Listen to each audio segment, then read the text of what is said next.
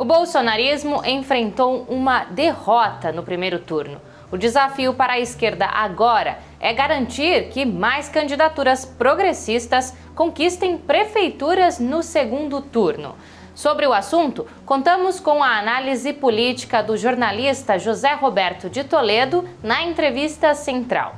E nossa reportagem mostra que, apesar de um maior número de candidatos militares, perderam espaço aqueles policiais vinculados a partidos de extrema direita.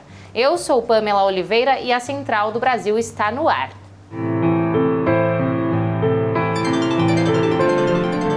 Central do Brasil. Visto internacionalmente como inimigo do meio ambiente, Jair Bolsonaro disse em discurso na cúpula dos BRICS nesta terça-feira, dia 17, que o Brasil está comprometido com o combate da emissão de carbono. Mas os dados científicos mostram o contrário. Em seu mandato, a emissão de gases estufa só aumentou. Vamos saber mais na reportagem de Nayata Wani. Nacional.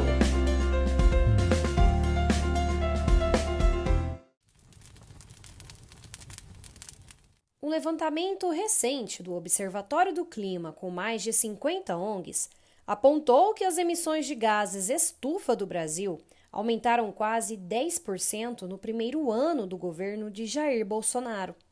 O principal motor foi o desmatamento, principalmente na Amazônia, que só no ano de 2019 perdeu uma área florestal equivalente a mais de 1 milhão de campos de futebol.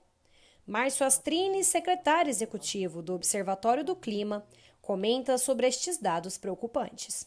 Exatamente o aumento do desmatamento que levou ao aumento dessas emissões.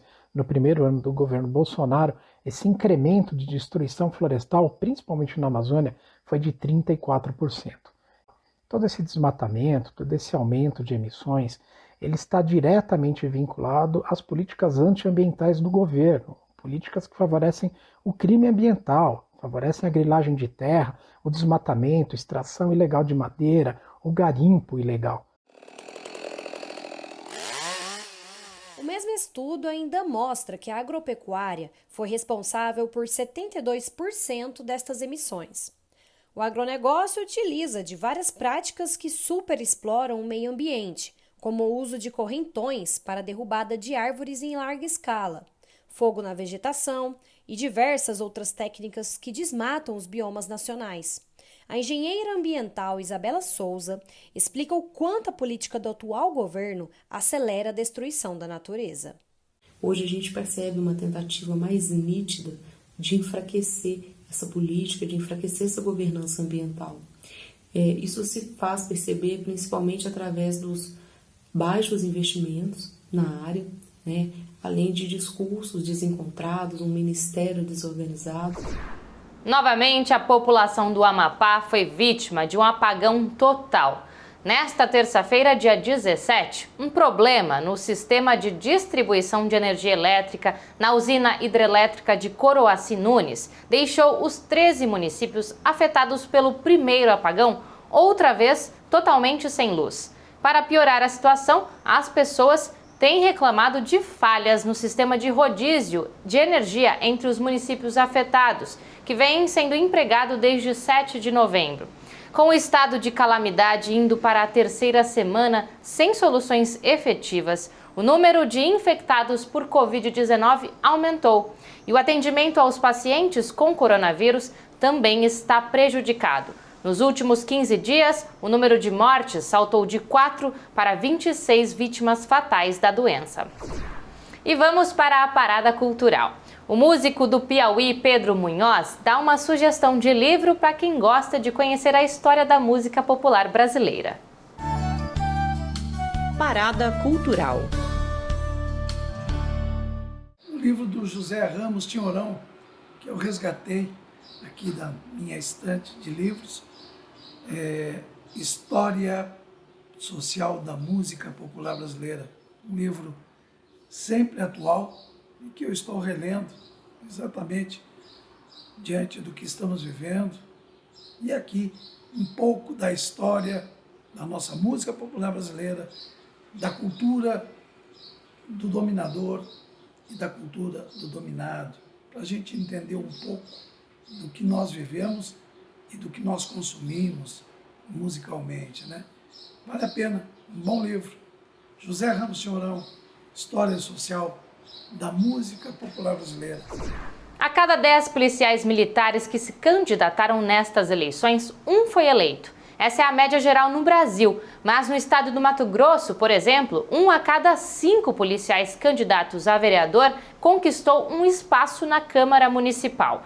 Afonso Bezerra nos mostra qual o perfil desses policiais eleitos. Trilhos do Brasil. Os dados do TSE apontam que do universo de 8.000 candidatos militares, policiais ou delegados, 10% conseguiram ser eleitos no último domingo, a maioria por partidos vinculados à direita tradicional, como MDB, PP e PSD.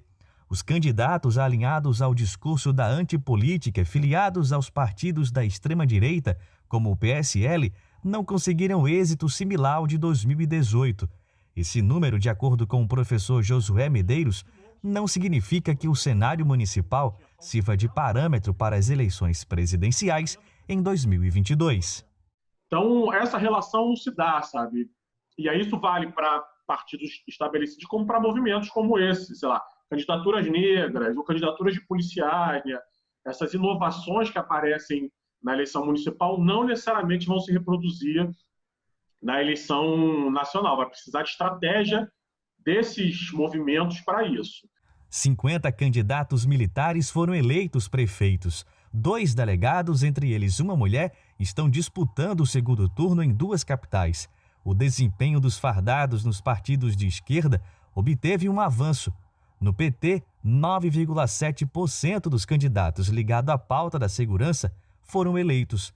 A novidade, segundo o professor Paulo Ribeiro Cunha, é o bom desempenho dos policiais antifascistas no processo eleitoral. Esse, para mim, é o dado novo. Nós tivemos um número significativo de policiais antifascistas, um movimento que está se constituindo, se construindo e oferecendo à comunidade uma outra pauta de segurança e aos policiais uma alternativa do que o reacionarismo político vigente.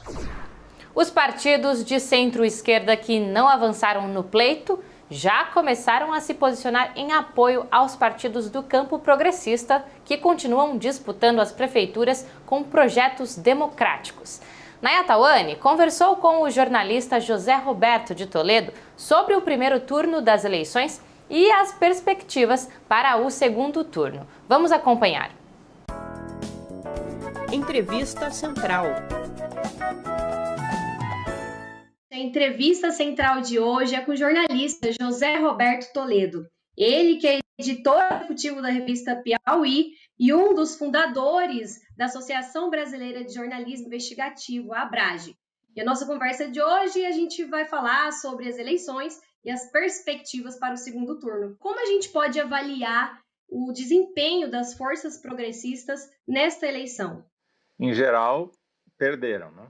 Se a gente fizer uma contabilidade rápida aqui, a gente vai ver que os partidos que ganharam mais prefeitos em relação à eleição de 2016 foram os partidos da centro-direita ou da direita, conforme o gosto de cada um, né? O partido que mais ganhou prefeituras em relação à eleição passada foi o DEM, um crescimento de 72%, 192 prefeituras a mais. E depois o PP, né? O Progressistas, ganhou 38% a mais, 187 prefeituras a mais, e aí vai, a lista tem só partidos do chamado Centrão, Republicanos, PL, PSD, Cidadania é um pouco diferente, mas PSC, enfim. E os partidos de esquerda, vamos chamar assim, a começar pelo PT, perderam, né? O PT está no segundo turno em 15 cidades, mas mesmo que ganhasse nas 15, o que é improvável, ainda assim encolheria em relação ao resultado de 2016, que já havia sido desastroso, né? Em 2016 o PT teve a maior derrota da sua história, perdeu mais da metade das prefeituras que tinha, foi de 638 para 254, e nessa eleição elegeu no primeiro turno 179 e pode, se ganhar as 15, e quem ainda está no segundo turno, pode chegar no máximo a 194. Mesmo assim, seria uma perda significativa. Se a gente pegar o PSOL tinha muito poucas prefeituras, né? E foi de 2 para 4, mas está em segundo turnos importantíssimos, como é o caso de São Paulo. É o único que pode dizer que avançou nessas eleições. José, e sobre essa participação do Bolsonaro nestas eleições, né, apoiando os candidatos, a gente pode ver que houve uma derrota de vários candidatos que foram apoiados pelo Bolsonaro, pelos seus filhos. A gente pode dizer que essa onda da extrema-direita está acabando? O Bolsonaro ele surfou uma onda de direita, e estando a mais à direita da onda, mas ele é um surfista, ele não é um organizador, ele não é um fator de junção de pessoas, ele é disruptivo, né? Ele afasta as pessoas, ele não junta as pessoas, então ele não cria nada, ele só destrói. E como um destruidor, ele destruiu as candidaturas que ele apoiou, né?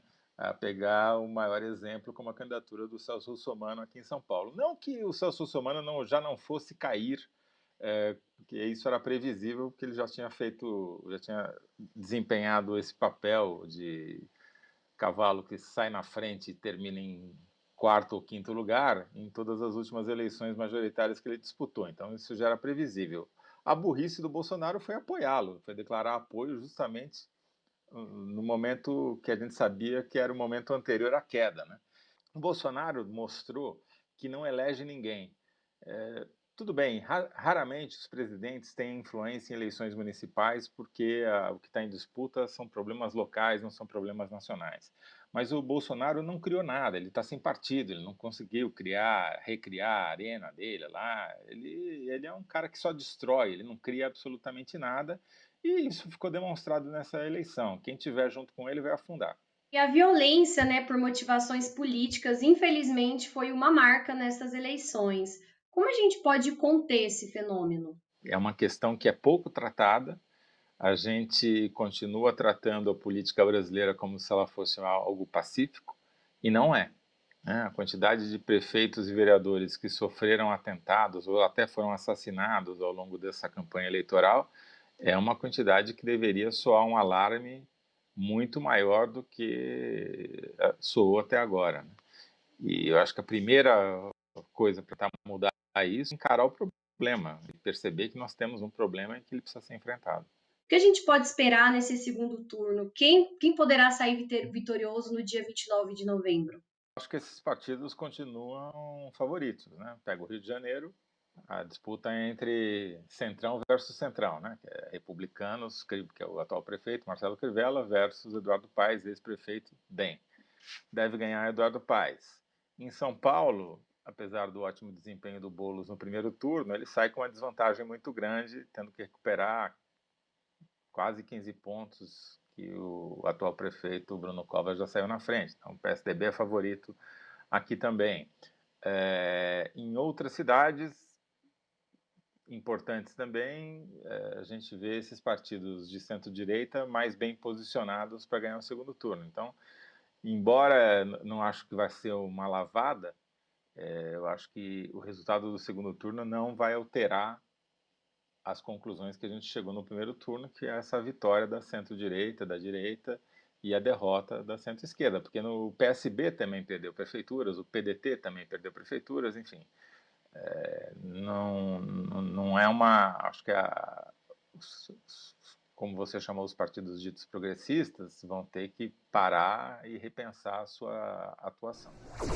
Eu fico por aqui, mas você pode embarcar na Central do Brasil pelas plataformas de podcasts, como Spotify, Deezer, Pocket Casts, Google e Apple Podcasts. Até amanhã!